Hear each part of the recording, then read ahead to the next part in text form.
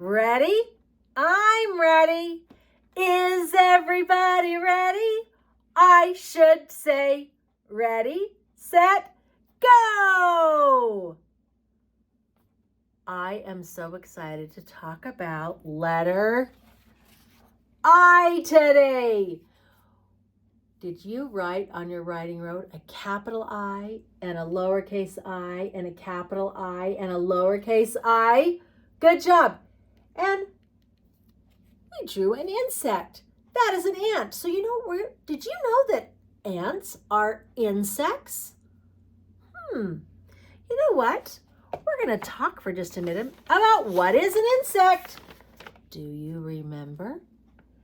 They have a head, a thorax, and an abdomen. That means their bodies have 3 parts. And how many legs does an ant or an insect have? It has 6. On this side, it has 1, 2, 3.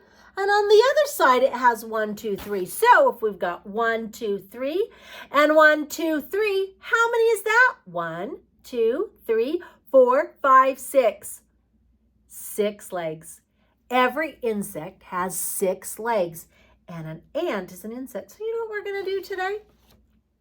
We're going to make some insects. Does that sound like it'll be a fun thing to do? You know what? Let's talk for just a minute about what ants do, because ants are an amazing insect. Have you ever gone outside and seen an ant hill? Ants are climbing up inside. Can you see inside of there? There's some little ants climbing out, and there's some ants climbing up the hill. Ants are awesome. Now, we're going to open this up, and inside of it, we're going to see what's inside of the anthill. This is the top where they come inside. Now, let's look really, really carefully at this anthill. There's ants coming and going inside of the anthill. And inside of this, they have some rooms. Let's see what kind of rooms they have. They have tunnels. In our houses, we have hallways. But ants have tunnels, and tunnels are kind of like an ant's hallway. Okay, they have a resting chamber. Can you see those ants inside of that resting chamber? They're having a nap. The ants work so hard, they're having a little nap. Right down here is the nursery. That's where the baby ants are. When baby ants are born, they start out as eggs, and when they're born, they look like little tiny, tiny, tiny worms called larvae. This right here is the queen ant, and she's laying eggs so that they can keep having more ants to do their work. This over here is the storage chamber. Ants go out and they collect seeds and leaves and things, and they bring them down here, and that's what feeds the whole ant family. There are lots and lots and lots of ants that live inside an anthill. And that's what's inside an anthill, a place for them to take care of their families. Now, let's talk about what an ant can do. Ants are teeny tiny. Look at this tiny ant. That ant can climb up a strawberry. They can hold on. A strawberry is kind of slippery, but ants with their little tiny feet can climb right up a strawberry. Do you know what else ants can do? Ants can carry 27, something that's 27% more than their body. That means, well, we'll talk about that for a minute, but look right here. Look at those tiny ants and look at how big those leaves are. Those teeny tiny ants are carrying those leaves. Those leaves are bigger than they are. That is amazing how big they can carry something. And just with their little legs. Look how they're crawling. Oops, he's upside down. They're crawling and they're holding. That's pretty amazing, isn't it? All right, let's look at this one. This ant is on a flower in the water. And the ant is so light, he can float right on the flower. Can you see that? He's just holding on so he doesn't fall. Now, let's look at this. That teeny tiny ant has a great big stick. Look at this girl holding a car. That's like you holding a car. That is how strong an ant is. Could you pick up a car? But ants can pick up something that to them, I mean, they couldn't pick up a car because they're not big like a person, but they're tiny, and that stick is so big, it's like a person carrying a car. Can you believe an ant is that strong? That's pretty cool, isn't it? They can carry so many things with their bodies. They are pretty amazing, and they are hard workers. They work and work, and they don't work just to take care of themselves. They work to take care of every single person that lives inside of their anthill. All the ants have a job. They could be taking care of the babies in the nursery. They could be helping the queen. They could be finding things for everybody to eat. Or they could be resting if they were too tired. They do need some rest because they're working so hard, aren't they? All right. We're going to try making some ants that are different sizes. Some ants are teeny tiny. Some are a little bit bigger. But no ant is huge. Are there any ants as big as people? No way. That would be too big. But we're going to try making a project with some ants. So what you're going to need, first of all, is to find some paper. So see if you can find a piece of paper. And we're going to make some sizes. We're going to make medium, little, and big, or big, bigger, and biggest. Do you think we can do big, bigger, and biggest? We're going to try it. So get your paper, and you're going to need some paint. You can decide what color you want your ants to be. They can be black or red. You can make, because they're not real ants, they could be any single color you want them to be. So if you have watercolors and you're going to use watercolors, we're going to be using our fingers. These are going to be our paint brushes.